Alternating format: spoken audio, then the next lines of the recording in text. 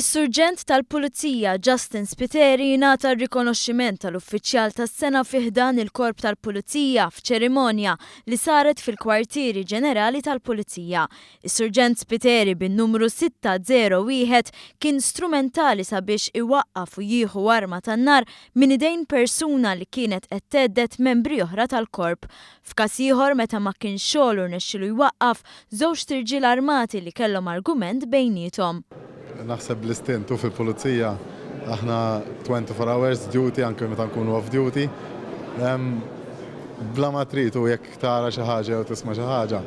Naħseb jekk ma tagħmilx ma tintervjenix, naħseb tkun qed tonqos mhux naħseb, tkun qed tonqos mid-dover tiegħek imbagħad. Ix-Shield tas-sena ngħatat lid-Distrett numru 6A li jinkludi San Ġiljan u Paċeville.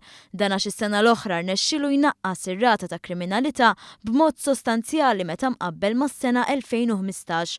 Is-Supretendent Reid Anastas jispjega l-istrateġija ta' dan id-distrett biex waslu għal dawn ir-riżultati minkejja li ż-żona hija waħda mill-iżjed diffiċli. Strateġija li naraw ir-rapporti ta' kuljum, naraw fejn l-iktar kriminalità pereżempju ta' mobiles jew eċetera, u nattakkaw dawk il-postijiet speċifiċi naturalment bl-għajnuna tal-ispetturi meta nkunu fl-ilja li hemm allura bniedem il-postijiet vulnerabbli iktar nasu mill-oħrajn ngħidu hekk. F'din l-istess ċerimonja ingħata rikonoxximent lill-eks uffiċjali tal-Pulizija li rtiraw matul is-sena li għaddiet li fost dawn hemm l-eks Spettur Karol Fabri li tajt li mill-korp hija ħadet iżjed minn kemm tat.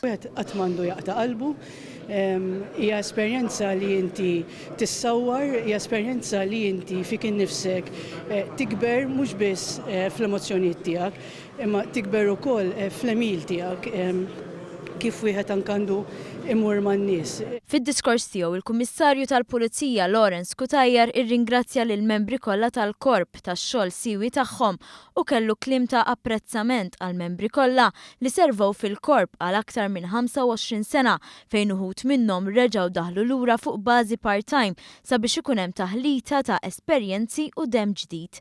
Il-Ministru għall-Intern u s-Sigurtà Nazzjonali qal li din iċ-ċerimonja tiċċelebra l-ħafna tajjeb li jsir mill-Korp tal-Pulizija u li mhux dejjem jissemma.